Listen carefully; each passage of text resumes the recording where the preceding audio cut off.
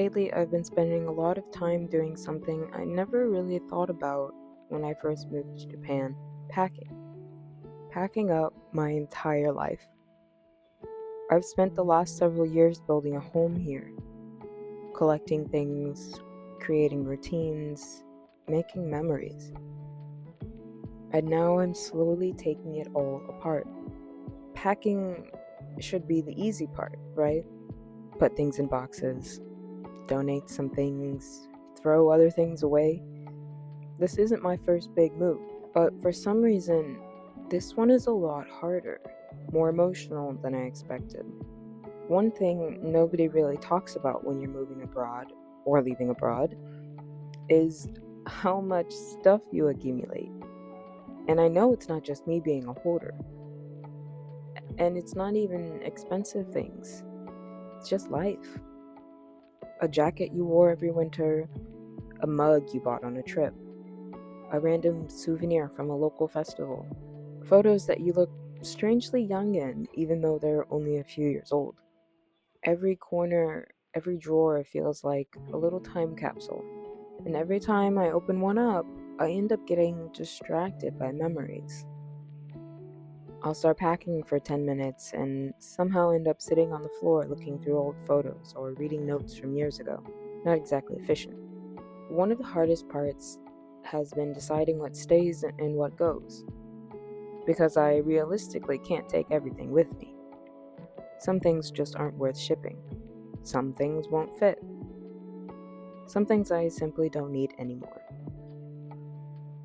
But it's funny how emotionally attached you can become to completely ordinary objects.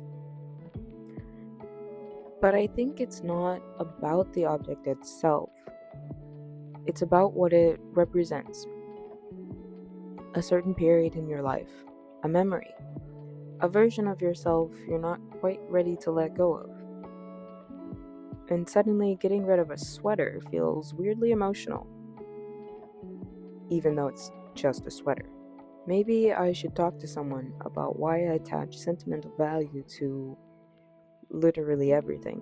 The other thing I've noticed is that I'm in this awkward in-between phase. Like, I'm still living here. I'm still going to my favorite restaurants, still riding my bike around town, still running errands. But at the same time, I'm slowly disconnecting from the life I've built here. Every document I submit, every account I close, every box I pack makes everything feel a little more real. But if I'm being honest, I don't think it's fully hit me yet. Then there are the goodbyes. Some planned, some unexpected. I've had coworkers, friends, and students give me cards, gifts, and kind messages.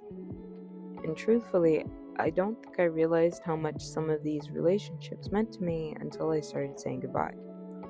Or maybe how much this life I've built here meant to me. When I first arrived, everything felt unfamiliar. Now there are places here that feel like home, and that's a strange thing to leave behind. When I moved to Japan, I spent so much time thinking about the future.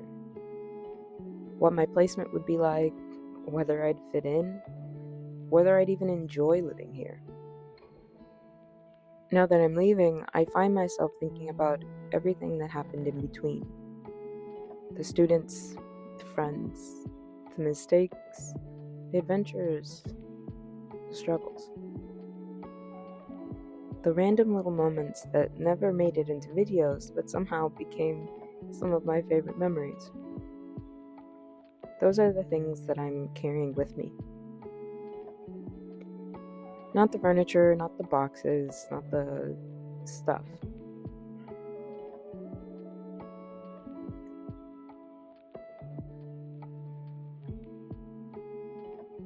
I still have a lot left to do. A lot more packing, a lot more paperwork, and a lot more goodbyes. But with every box I pack, I have to admit that this is happening. This chapter of my life is coming to an end. And while I'm excited and nervous for what's next, Saying goodbye never gets any easier. For now, I'm going to keep packing, one box at a time.